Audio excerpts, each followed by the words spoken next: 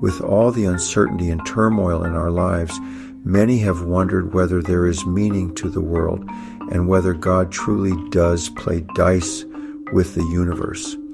In many ways, Einstein and his findings of relativity can help us answer these questions. This presentation briefly discusses the early history of Einstein's life and his key concepts, where they fit into history, and then addresses whether some or all ethical decisions have moral absolutes or are simply relative to their context. Emphasis is given to decisions that Einstein made in medicine and public health, and the consequences of relative ethics are explored.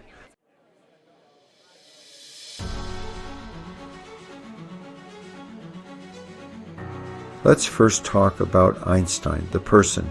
Albert Einstein was born on March 14, 1879 in Ulm, Germany, and he died in 1955. He was a brilliant scientist who thought outside the box. The phrase, "all things are relative," is often attributed to him, but Einstein never said that or meant that. Einstein originated the concepts which led to the atomic bomb. He was a German, a Jew, and an atheist. He was a man uncertain with his scientific findings and self-aware of his fallibility. Einstein was a mere mortal, a husband, a divorcee, a father, and a grandfather. He was a funny-looking guy with messy hair who almost never wore socks. When Einstein quit school at the age of 15, his teacher claimed there was nothing left to teach him. At 17, he applied for early admission to the Swiss Federal Institute of Technology. He passed the math and science sections of the entrance exam, but failed the rest: history, languages, geography, and so on. His scope of knowledge was relatively intense in math and physics, but very restricted otherwise. As Einstein said, knowledge is limited, but imagination circles the world. Einstein had to go to a trade school in 1896 before he retook the exam and was finally admitted to ETH a year later. During that time, he often missed classes and preferred reading about physics and playing his violin.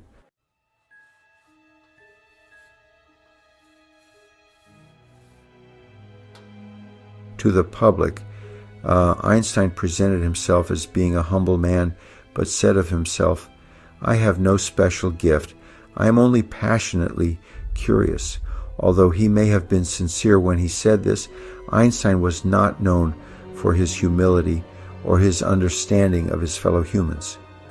At the turn of the 19th century, the world was changing rapidly with many scientific achievements. In 1901, Guglielmo Marconi developed a radio system and could transmit Morse code over the Atlantic Ocean. In 1903, Henry Ford produced the Model A car, and the Wright brothers made their first flight. Around this time, Einstein took a job as an examiner at the patent office in Bern, which provided him with financial security while in grad school and an opportunity to hone his analytic skills.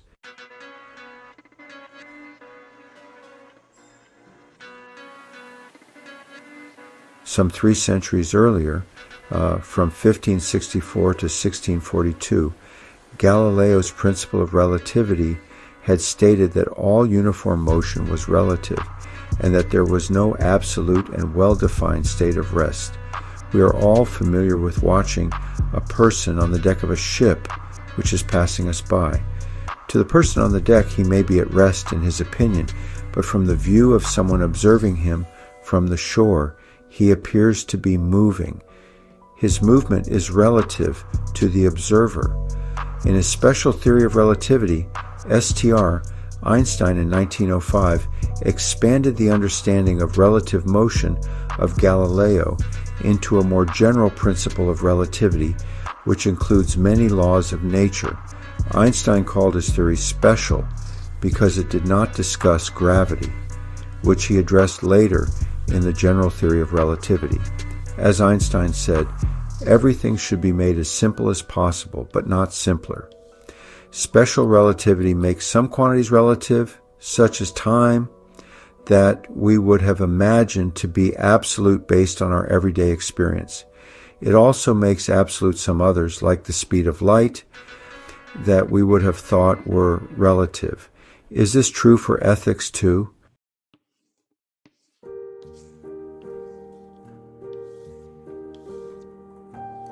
The speed of light, 186,000 miles per second, is a universal constant, a property of the physical universe, absolute, immutable, but whose very property is counterintuitive. The special theory of relativity does not prohibit faster than light motion. And just within the last few years, we have detected evidence of particles that travel faster than light. As it is, light traveling 2.5 years could reach the nearest star, and 179,000 years to the nearest galaxy. Of course, at the time of the special theory of relativity, scientists knew of only one galaxy in the universe. Einstein joked, "Put your hand on a hot stove for a minute and it seems like an hour. Sit with a pretty girl for an hour and it seems like a minute." That's relativity. Einstein reasoned that small amounts of mass may be converted into a very large amount of energy and vice versa. This is because Einstein saw mass and energy as different manifestations of the same thing, as pointed out in his famous equation E equals mc squared. Commenting on the pairing of mass and energy, Einstein said, "This thought is amusing and infectious, but I cannot possibly know whether the good Lord does not laugh at it and has led me up the garden path."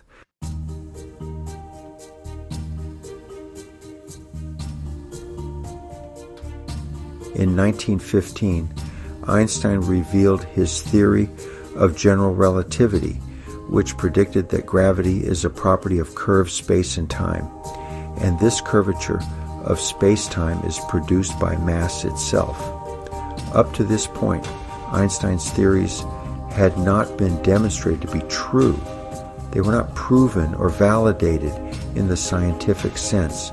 And so, in an address to the French Philosophical Society at the Sorbonne on April 6, 1922, Einstein said, "If my theory of relativity is proven successful, Germany will claim me as a German, and France will declare that I am a citizen of the world. Should my theory prove untrue, France will say that I am a German, and Germany will declare that I am a Jew." From 1919 to 1922, the German, Russian, and Ottoman empires collapsed. That year, Einstein's mother died. He divorced his wife, Mileva Maric Einstein, and remarried 5 months later to the widow Elsa Einstein, a relative. In 1921, Einstein was awarded the Nobel Prize in Physics for his work on the photoelectric effect, not for relativity, although Jews represent only 0.1% of the world's people. They have earned 22 to 36% of Nobel laureates.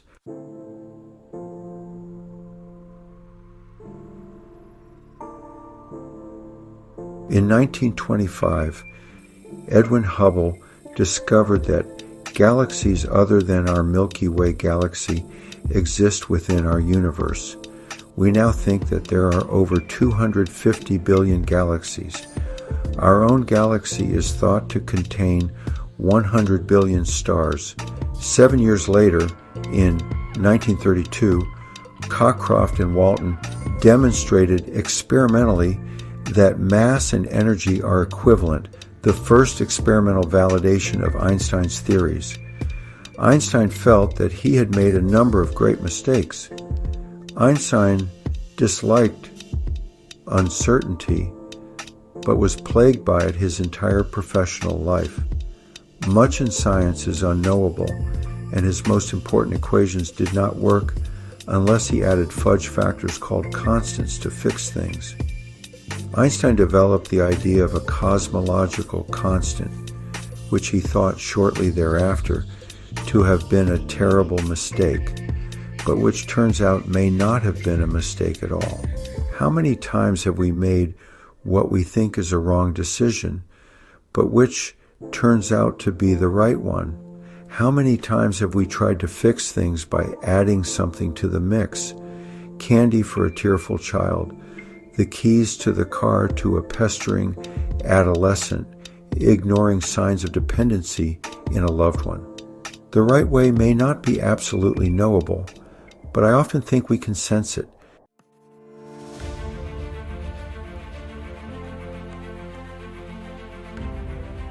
Einstein signed a letter to President Roosevelt recommending that atom bombs be made. Years later, he lamented this move, but at the time, it was certainly the best decision possible relative to the evil that would have persisted otherwise. To agonize over past decisions and their consequences is a common malady. Einstein said, "The release of atom power has changed everything except our way of thinking. The solution to this problem lies in the heart of mankind. If only I had known. I should have become a watchmaker." Einstein didn't fully develop his interpersonal side. In fact, Einstein said, "My passionate sense of social justice and social responsibility has always contrasted oddly with my pronounced lack of need for direct contact with other human beings and human communities. I am truly a lone traveler and have never belonged to my country, my home, my friends, or even my immediate family with my whole heart. In the face of all these ties, I have never lost a sense of distance and a need for solitude. I find it so hard to understand how one could be passionate for social justice and still remain a lone traveler. I don't think that Einstein even knew himself. Certainly, his lamentations smack of insincerity and regret. People used Einstein for his capabilities as a theoretical physicist, not because of his ability to transform his ideas into practice. He was valued as a spokesperson for causes and often quoted, but his influence outside of physics was probably relatively small. People with remarkable talents are often boxed into their specific areas by society and by themselves.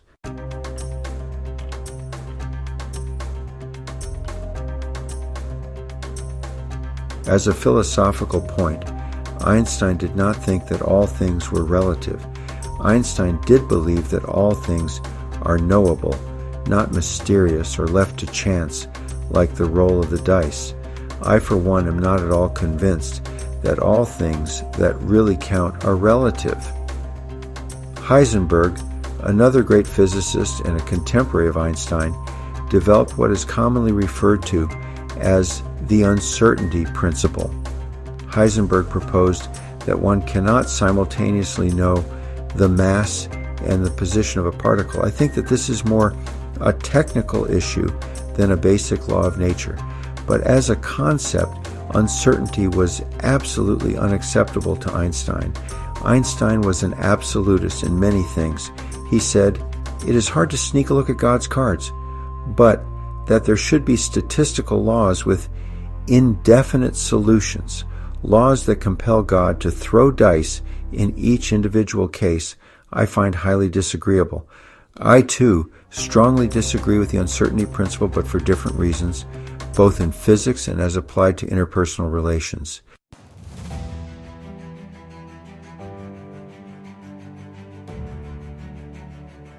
How does all this relate to us as individuals and to our own interpersonal affairs? Perhaps the uncertainty principle means that sometimes the correct moral and ethical choices really are relative and uncertain. Uncertainty in ethical decisions can lead directly to situational ethics, commonly known as whatever. Does God play dice with the universe? I think not. Not all can be known, but important things can be known. Einstein accepted a teaching position at Princeton in the 1930s. Carved into the mantelpiece in the old fine hall is the German saying, raffiniert ist der Herrgott, aber boshaft ist nicht. Translated, this reads, shrewd is the Lord, but malicious he is not. Perhaps it is true that very little said has not been said before. For Psalm 18 reads, to the faithful you show yourself faithful, to the blameless you show yourself blameless, to the pure you show yourself pure, but to the crooked you show yourself shrewd. There's little doubt that Einstein had seen this German phrase and that he had read Psalm 18. What does this psalm mean? First, that we were made in God's image, however we see God. As a creator, as a universal force of love, or in a more classic sense.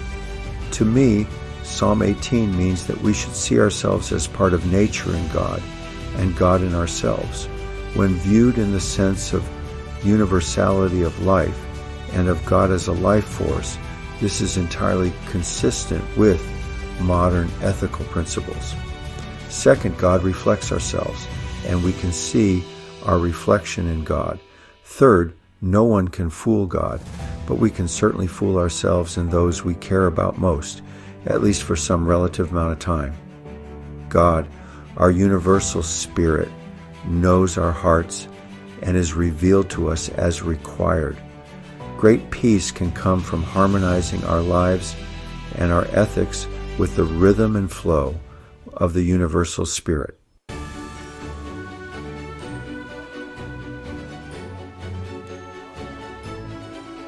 There are many things which Einstein was not aware of. Although he told us that his knowledge was limited, his hubris seems insincere and for public consumption. I don't think that he seriously considered how reliance on scientific principles truly limited his knowledge of the universe. Einstein did not know of the existence of many things which he could not see, touch, or measure, and yet which exerted huge powers in his life. Dark matter and dark energy, which may constitute 90% of the universe and hold it together. Galaxies in addition to the Milky Way, string theory, cell phones, computers, transistors, transplantation, DNA, the internet, and social networking media. Physics defines four forces in nature: strong, weak, electromagnetic, and gravitational. Einstein never knew that love, forgiveness, pride, and the spirit of life are also very strong and very important forces.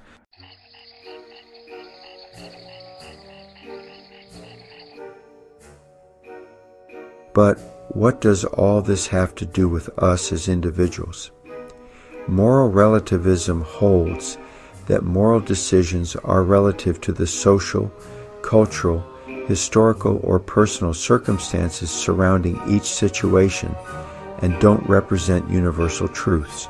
Moral relativism claims that no universal standard exists by which to assess an ethical proposition's truth. Moral values are applicable only within certain cultural boundaries or in the context of individual preferences. An extreme relativist position might even suggest that judging the moral or ethical decisions or acts of another person or group has no absolute meaning at all. But as I will show, there are absolute moral rights and wrongs, without which society will simply collapse. As did Soviet Russia, China during the Cultural Revolution, and Cambodia during Pol Pot. Some moral relativists hold that a personal and subjective moral core lies at the foundation of an individual's moral acts. In this view, public morality reflects social convention. In this mindset, whatever everyone thinks is right must be.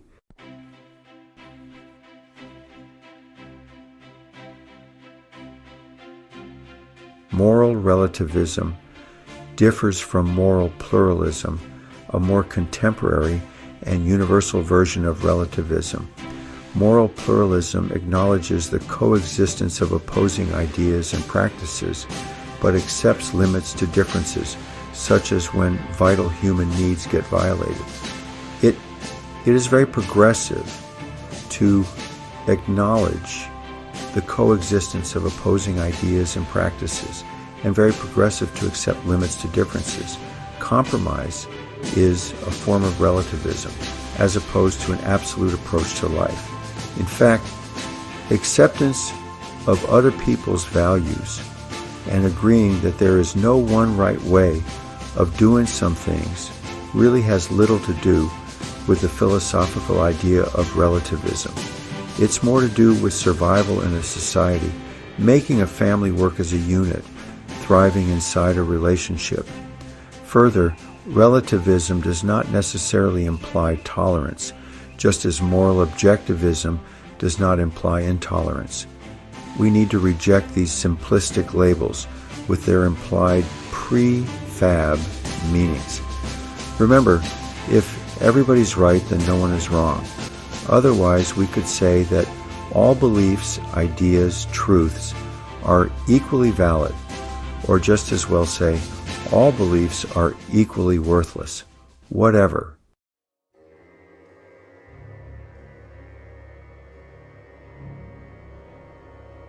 For me, moral relativism and its consequence uncertainty can undermine our confidence in how we see morality, resulting in a breakdown of norms and values.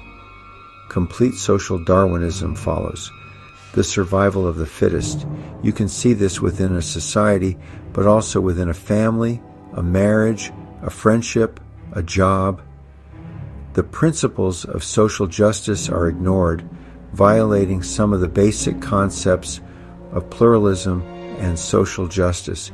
We have seen for the last 50 years the call to social Darwinism in American politics, ironically supported by the very poor, the less educated, the disenfranchised, the religious fundamentalists, those most likely to be harmed by those very precepts of social Darwinism. In the extreme, relativism denies that harming others is wrong in any absolute sense. In general, progressives consider it immoral to harm others, but relativist theory allows for the opposite belief. If I can believe it wrong for me to harm others, I can also believe it to be relatively right, no matter what the circumstances. Very few of us are willing to turn the other cheek when we or our most loved ones are being physically attacked, and neither should we. More than simple survival instincts, all life forms will react to protect themselves. Einstein witnessed the logical consequences of moral relativism in the form of the widespread popular support by German citizens for the Nazi movement and of communism under Stalin and Mao.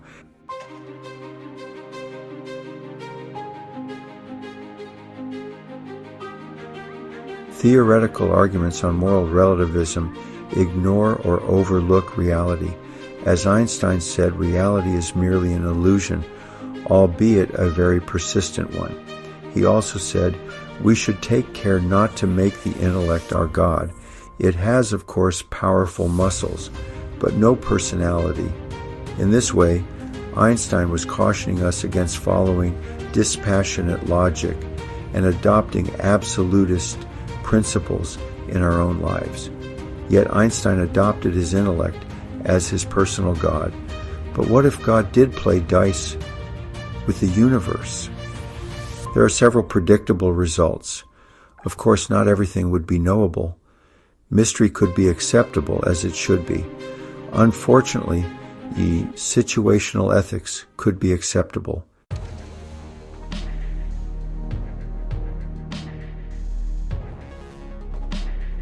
How does all this relate to us?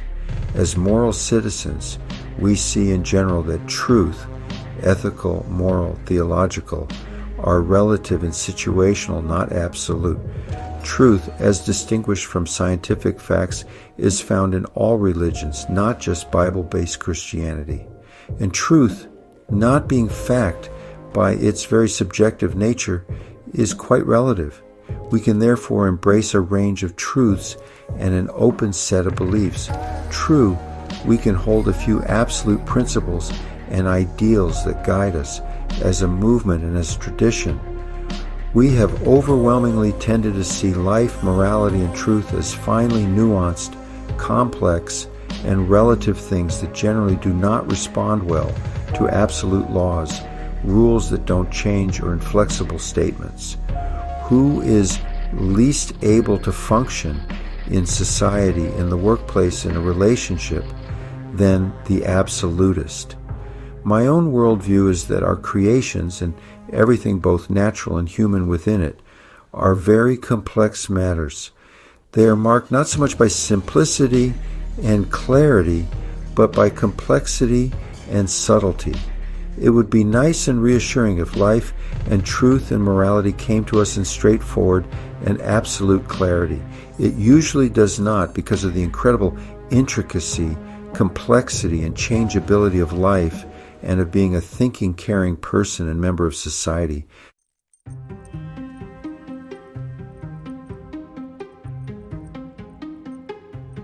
Centuries ago, Sir Isaac Newton and other early scientists first postulated the basic laws of physics and the other natural sciences. Then, the scientific community thought it had identified forces and mechanisms like gravity and the velocity of things like light and sound that were absolutes. Science became for some the new religion. In the following centuries, science has evolved and matured with the findings of Darwin, Einstein, Heisenberg, Hubble, Watson, and Crick. Scientists have realized that the once apparently clear and immutable truths and laws that had been identified are in fact often imprecise and mysterious, not fully understood, subject to change, vulnerable to cultural bias, and dependent upon each context in which they operate. Most scientists today hesitate to make absolutist statements about the laws of the natural world. Scientists see the world in increasingly relativistic terms, depending on their context, and so should we.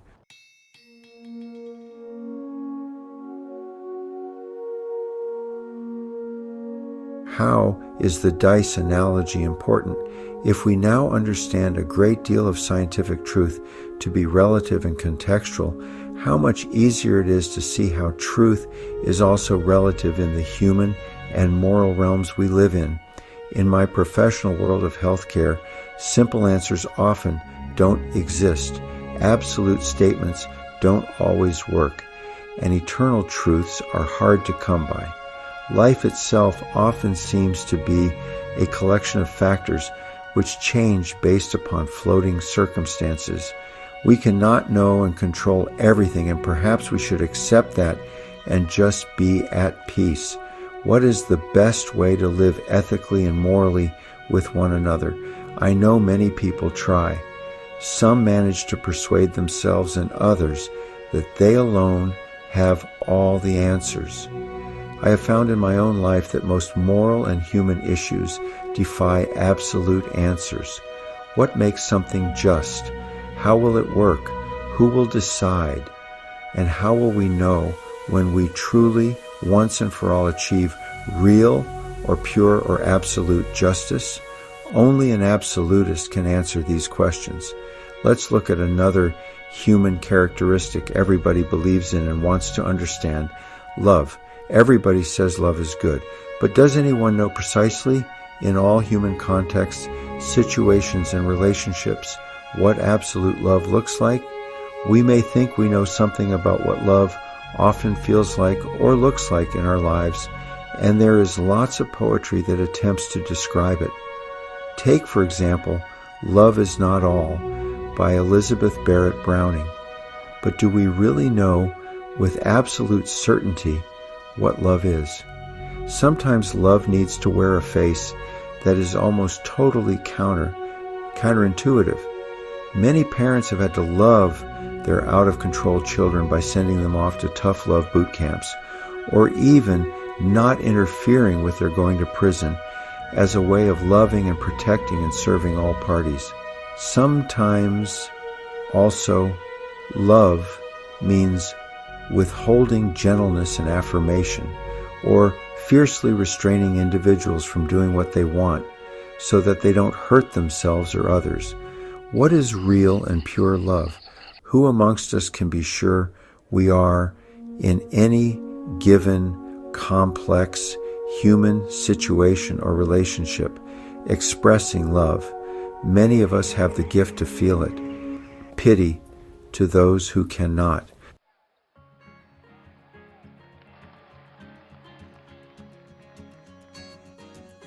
There are many moral absolutists in this country who declare themselves to be pro-life, which to them means that they by their actions are staunch and righteous defenders of human life, pro-life with respect to abortion, and pro-death as it applies to the death penalty. Their opposites are labeled pro-choice. In effect, the pro-choice have been unwillingly transformed to being anti-life. But I think that those who are pro-life have done so out of their own choice, and therefore they are pro-choice, not anti-life. The pro-life are therefore pro-choice. Similarly, those who are pro-choice do so because they feel deeply that this is how they can most honor their innermost beliefs to save and protect life. So, are not the pro-choice simultaneously pro-life? I detest the terms pro-life and pro-choice, which misrepresent their opponents' positions. Space and time become space-time. Matter changes into energy, becomes antimatter. And then back again, we love, become indifferent, are consumed by hate, turn cold, and then die. We can see how pro-life and pro-choice are relative labels, but their consequences absolutely do matter. Most morally absolutist positions are not reasonable. This is because the reality of life and existence comes to us in a context that is mostly relative with lots of uncertainty. The relativity in most human relationships is something that the absolutist's truth cannot handle. We must struggle in our lives and in this complex world of ours to seek truth and goodness and moral responsibility. In our lives, we must almost always recognize the situational and not absolute. We cannot know simultaneously the position of our heart and the energy of our beliefs, but we can live with the uncertainty because we must.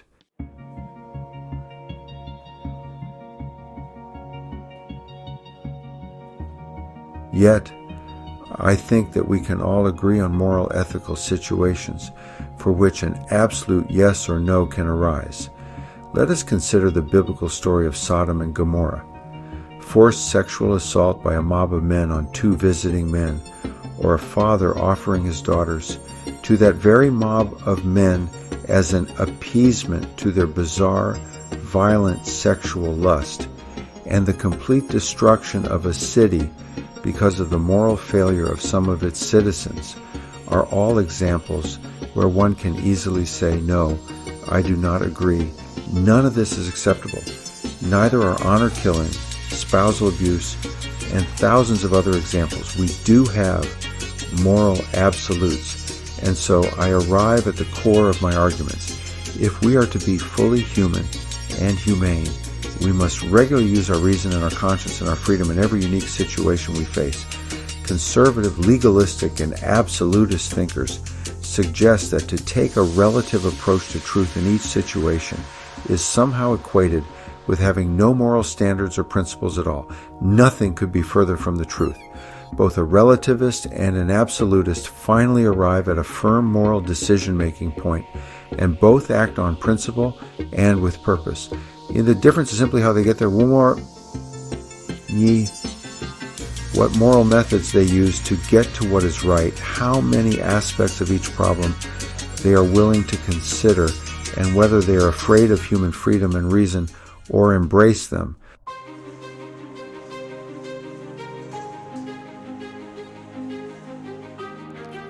Absolutist thinking only requires that you, 1, know what the law is, and then 2, precisely follow its dictates.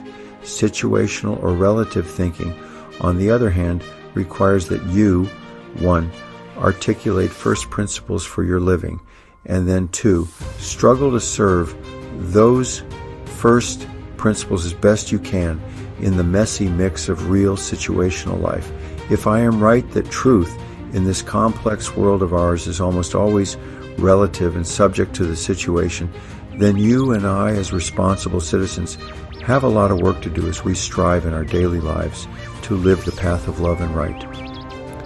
The fact that truth and morality are relative means that we are obliged in our ethical and interactive lives to struggle with life's shifting complexities, contradictions, and uncertainties, to do the hard work of trying to discern what is right and good in each particular life situation, to weigh in our hearts and minds the values and principles which demand our allegiance, yet often come into conflict with one another.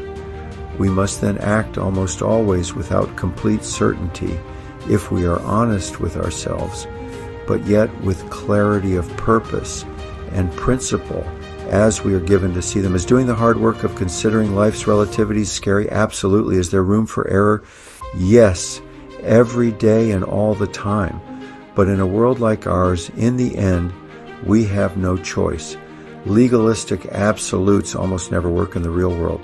Principled relativism and moral pluralism alone can best serve us as we stumble toward that which is good and loving and right.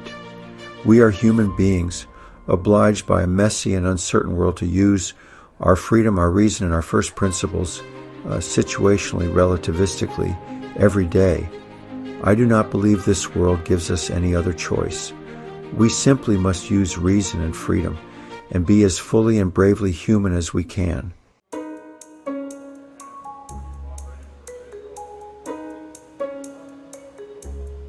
So, the answer is that God, however we know God to be, does not play dice with the universe. All this is not a game. We are not pawns on some meaningless chessboard. God is not indifferent to our lives and our choices. What we do and how we relate are relatively important to ourselves, to our loved ones, and to our community. Of this, there is no uncertainty. This full written report, with illustrations and references, and many other of my writings, are found at my blog site, www.dhmarks.blogsite.com. I welcome your comments on all these issues. Contact me on WhatsApp or Telegram.